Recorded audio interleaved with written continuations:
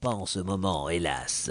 Voyez-vous, pour être sûr que personne ne tente d'entrer pour voler les coffres, j'ai demandé à la 192e sorcière, qui est la sorcière des pièges, de placer bon nombre de sortilèges et maléfices dans le jardin qui garde l'entrée de la salle.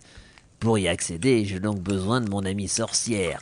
Malheureusement, elle est en vacances. Et cela tombe mal, car un ménestrel m'a demandé de lui rendre un enchantement secret qu'il m'avait confié il y a quelque temps.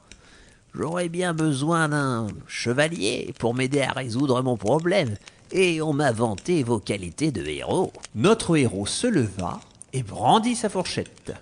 Voici une aventure pour le chevalier orange.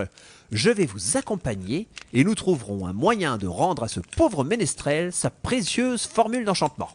La sorcière parut ravie, et sitôt le repas terminé, nos deux nouveaux amis se mirent en route pour la salle au secret.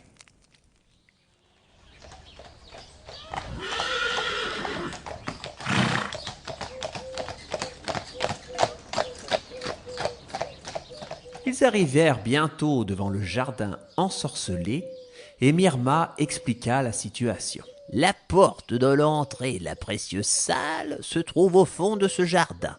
Impossible de la traverser sans désamorcer les pièges installés par la 192e sorcière. Le chevalier décida de tenter sa chance, malgré les avertissements de la petite dame.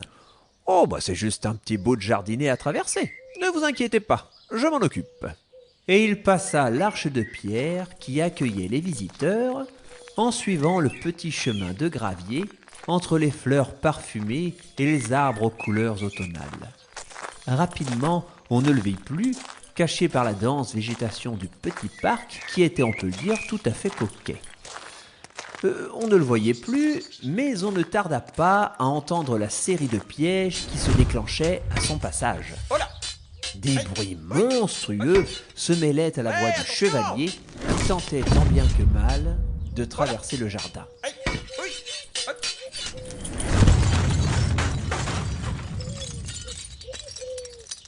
On le vit réapparaître, l'air penaud et la plume du aume roussi.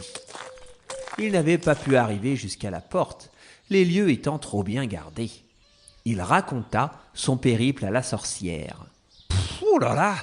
J'ai d'abord été attaqué par une série d'armures enchantées qui bougeaient toutes seules. J'avais beau les faire tomber à la force de mon épée, elles se relevaient comme si de rien n'était.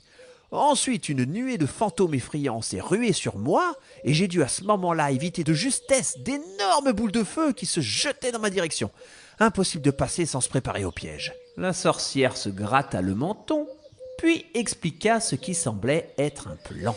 Alors, nous aurons besoin d'une potion d'invisibilité pour éviter les armures, d'une solution pour se protéger du feu, et d'une bonne... Pour continuer à écouter ce livre audio gratuitement, cliquez sur le lien dans la description et vous pourrez l'écouter en entier sans frais grâce à l'essai de 30 jours d'Audible.